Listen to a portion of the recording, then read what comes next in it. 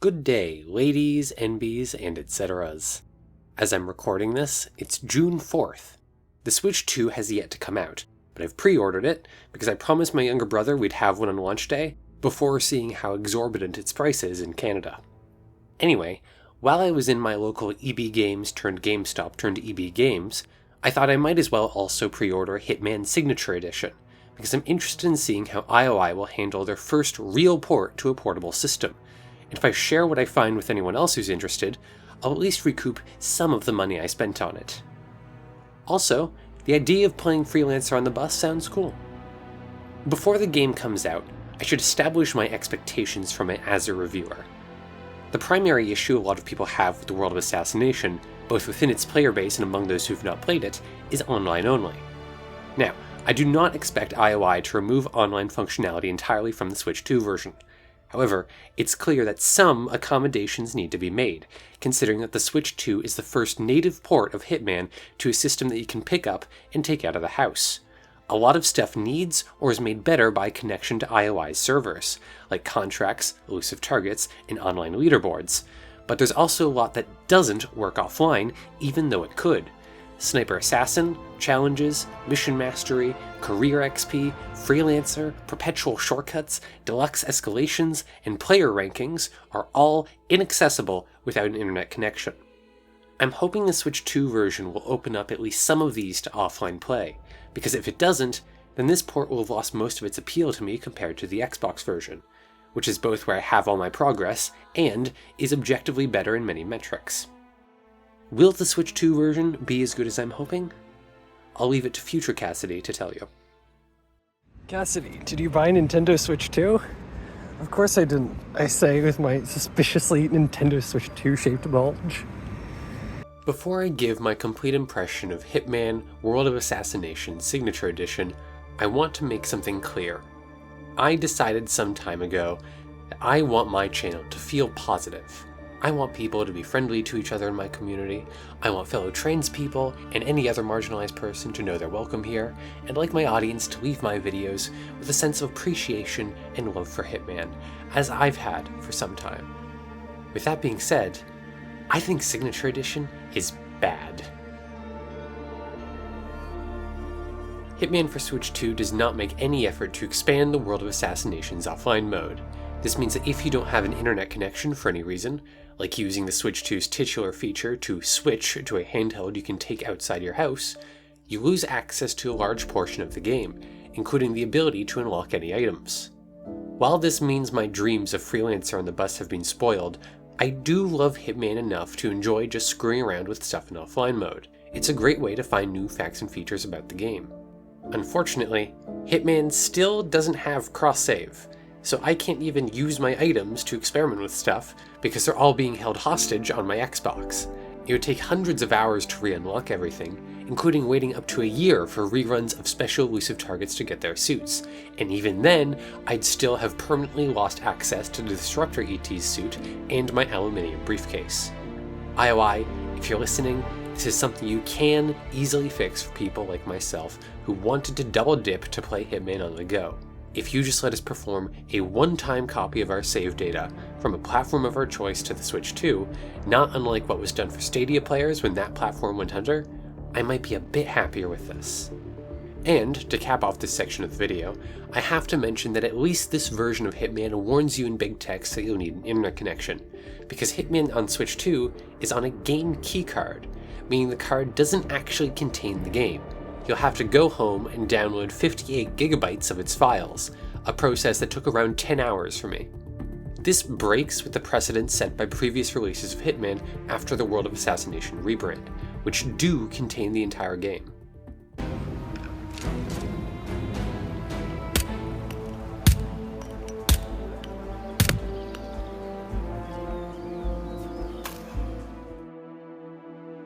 For anyone who isn't familiar with the various controllers, here's a brief overview. There's always a button that consistently means yes, and another that consistently means no. On the Xbox and PlayStation controllers, these are on the bottom and right of the controller, respectively. But Nintendo, despite using the same backseat names for their buttons as Xbox, have their agree button, A, on the right, and their disagree button, B, on the bottom. This requires getting used to, especially as an Xbox player for whom the two are flipped, but I can get used to it. What I can't get used to is Hitman's nonsensical compromise, in which A and B are flipped in the menus, but not ever in the gameplay. Want to back out of a blend-in prompt? Press A, leaving the inventory menu. That's B. Want to press a button on a safe? Also B. Want to skip an opening cutscene? A for agree. Want to skip an out-of-gameplay cutscene or briefing? That's on B for back. This isn't close to the biggest issue with this game, and Nintendo-only players will likely get used to its odd control scheme. Hell, it's not like Hitman doesn't have weird controls normally. But the internal inconsistencies, combined with a complete lack of support for touchscreen, mouse, or gyro controls, gives an impression of a port that cared more about being there for launch day than giving the Switch 2 version the love it could really do with.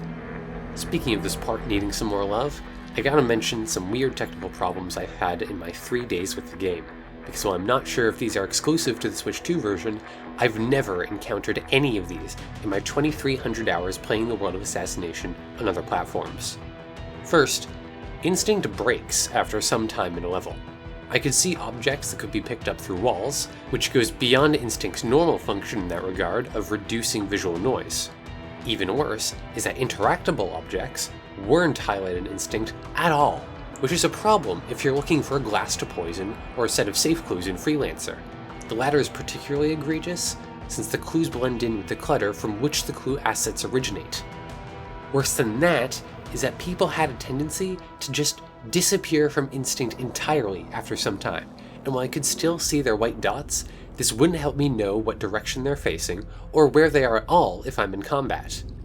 Second, while playtesting Freelancer, a Kaido broke worse than I've ever seen it break before. Doors lost collision entirely, so 47 could run right through them. NPCs also lost collision, so any bullets fired at them just came out on the other side, refusing to harm the person in your sights. Finally, 47 and any bodies from NPCs were functionally invisible, unseen by people even if I was firing conscientious objector bullets directly at them. I've never, in all my time playing Hokkaido, had anything near this chaotic set of effects.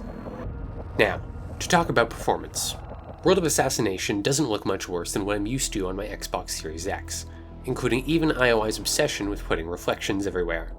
This was nice to see, but less nice to play. Hitman runs without a framerate cap, and its framerate fluctuates wildly, meaning that while you get 60 FPS while looking at a corner, you can feel the immediate dip when you look elsewhere. Even with the Switch 2's VRR panel doing its best, I think I'd like to have a framerate cap placed somewhere below the rarely reached 60 FPS point, so I can acclimate to a stabler framerate. I also had the game crash on me no less than 7 times during my short period with it, which is not good. I think that's more crashes I've had in the past year on my Xbox. Surprisingly, only one of these was in Freelancer, the most crash-happy game mode, but then again, I only played 2 missions in that mode. In case you were wondering if it would run any better in docked mode, don't worry, IOI has you covered.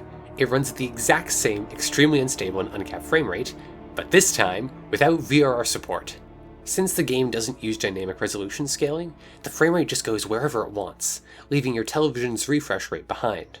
This makes the Switch 2 port less advanced than Hitman 3 on the Xbox One, which at least has a toggleable 30 FPS cap.